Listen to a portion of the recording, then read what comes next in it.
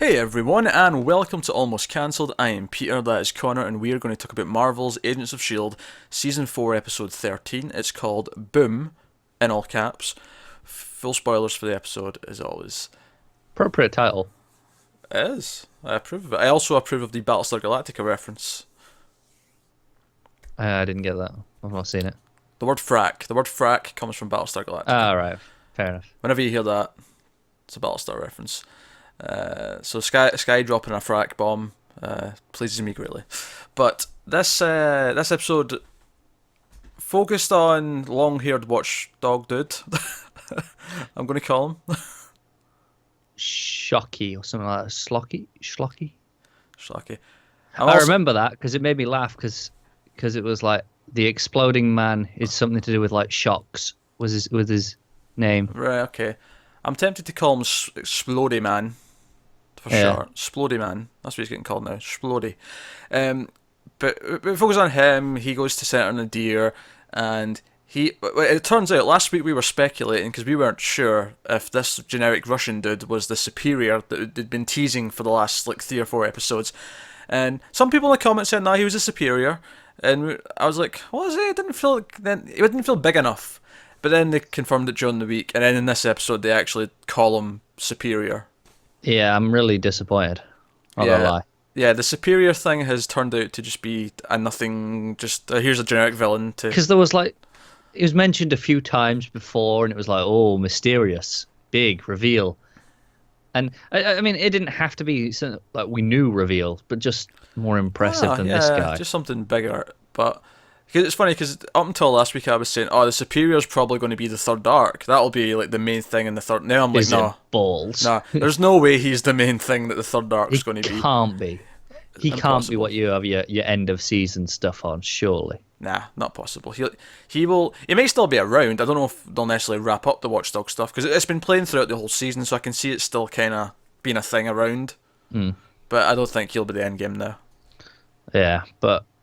Man, I was so disappointed when I figured out that the generic Russian was actually this big bad that we've been teased. Yeah, disappointing. But yeah, so Splody Man, he takes... They've got pure Terrigen, which I think just for writing convenience, they've said, oh, if it's pure and it's uncut or whatever, it's not harmful to humans. Because all the Terrigen we've had beforehand has basically killed any human that's been around it if it's, if it's dusted. Whereas this was straight from the source, though. Yeah, but I feel like it's just a writing convenience. Like, oh, it means we can have humans be in the room and not. Yeah, because they wanted the moment.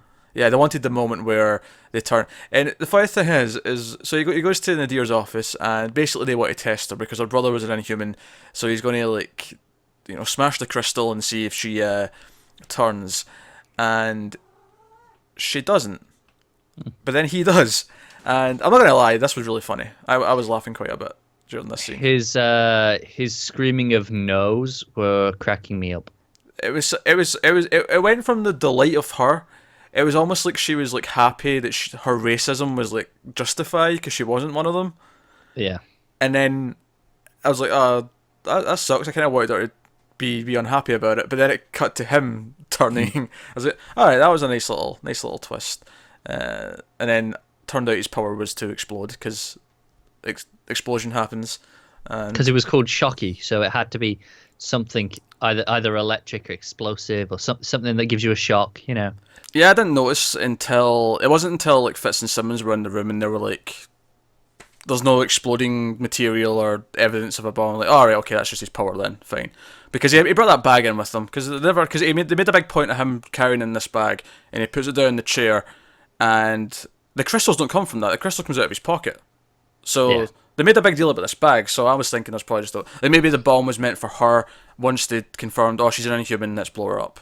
Yeah. And it just went off when he transformed. It amused me when Fitz and Simmons were, going around going, oh, where's all the bomb material? Because it reminded me of one of the very first episodes. Way back when it was the centipede thing. Right at the start of the show. And there was the explosions, and they were going, "Oh, what's all this coming from?" Yeah, vaguely recall. I'm sure the dialogue was almost lifted word for word at one point, like just as a callback to it, because it felt so so familiar to that. Well, they started talking about doing things old school, which was probably a Yeah, yeah. little nod to it. They were aware, it was intentional. They were aware they were doing it. Yeah, So they, yeah. That's what I mean. I'm sure the yeah, dialogue was lifted intentionally. yeah, they made a little callback to it. So yeah, and they realize. So once we realize which, because they end up capturing him, they get to him really easy, and they capture him, and he tries to explode on the jet, and we get this really cool scene where Fitz and Mace kind of like tackle him into the pod and just eject him just at the last second, and it's actually quite a cool effect because it's the sort of the explosion cloud kind of. It looked good. It was just sort of going as the plane was moving away from it. I was a little bit surprised that the pod couldn't just hold an explosion, given that what it was designed for. Yeah, I thought it might, but Yeah, I guess boom. why risk it? Yeah, But, yeah, and they were right to not risk it because well, yeah, clearly, no, boom. I agree. It feels like a weird variation of its strength because we see it hold like all this crazy powered stuff, and it's like that can't take an explosion. I thought that was kind of its point. I think it's strong, but maybe it's just no. If there's an explosion from the inside, there's an explosion. Yeah, I suppose. It's just done. And then the effect of him coming back together when we see him sort of land was also pretty cool. Yeah, that was pretty good. It was like a skeleton, and then You see the skeleton, and then you see the muscle and the flesh sort of all get added to him, all from this sort of dust that kind of reassembles into him. yeah, it was pretty cool. Yeah. And he goes to a diner, and he ends up having this really great moment with Sky where it's like a standoff, like in the middle of the road. Where they're Yeah, just it like, just explodes him over and over and over again. yeah. So I thought that was the fun stuff of the episode, and obviously it presents this interesting sort of dynamic where he calls Superior and he's like, "All right, I need to fess up. I'm an inhuman, but I still believe in the cause. I'm going to deliver Shield." And he still does. And Superior, yeah, uses the distraction to get Mace because Mace is having this crisis throughout the episode because he can't take his drug anymore because it's slowly killing him if he keeps taking it. And he's like, he feels benched, he feels like he can't do anything, and he keeps making football metaphors about where his position is on the team. And they get Mace at the end, and that's really what the goal is. But Superior's just like, yeah, just let him and Sky like destroy each other. We don't care about him because we're proper full on like. I want the director. Yeah. Well, no, I was going to say the proper full on like racist bigots, whatever you want to call them. Oh yeah, that too. It's like they don't care about him anymore. It doesn't matter who he was for the last however long they've been working with him. No, he's an inhuman. Leave him to die. And Fitz and Simmons have a big ball thing that contains the dust of him before he reforms. Pretty much. Cause that's what they do. Pretty much, yeah. Meanwhile, though, the LMD stuff that's going on, we have Coulson and Mac, who track down Agnes, who is the real woman that Ada's based on. And we find it was someone that Radcliffe was in a relationship with, and she's got a brain tumour, and that's why. That's part of the motivation for Radcliffe doing everything he's doing. He's trying to. At first, at least he was trying to cure the tumour, but now he's just trying to cure death itself. And it all very much leads to a very San Junipero-esque concept.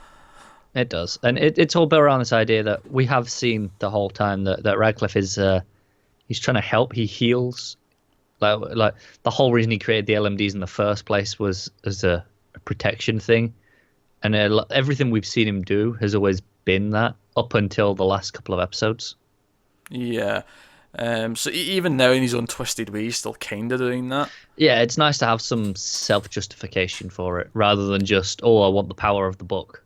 Yeah. It gives him a motivation, which is nice. It was actually oddly really appealing to see the actress who played Ada doing something that was unrobotic, if that makes sense. Like seeing her act like a normal person and react and respond and get scared and all that stuff. Like it was like, oh, this is really, because there was times where I'm like, oh, it is her, but I kind of don't recognize her because because she's so different. She keeps emoting. She has makeup on and she's got a dress on and she's Just the way she's reacting to things that are being said, she's getting angry.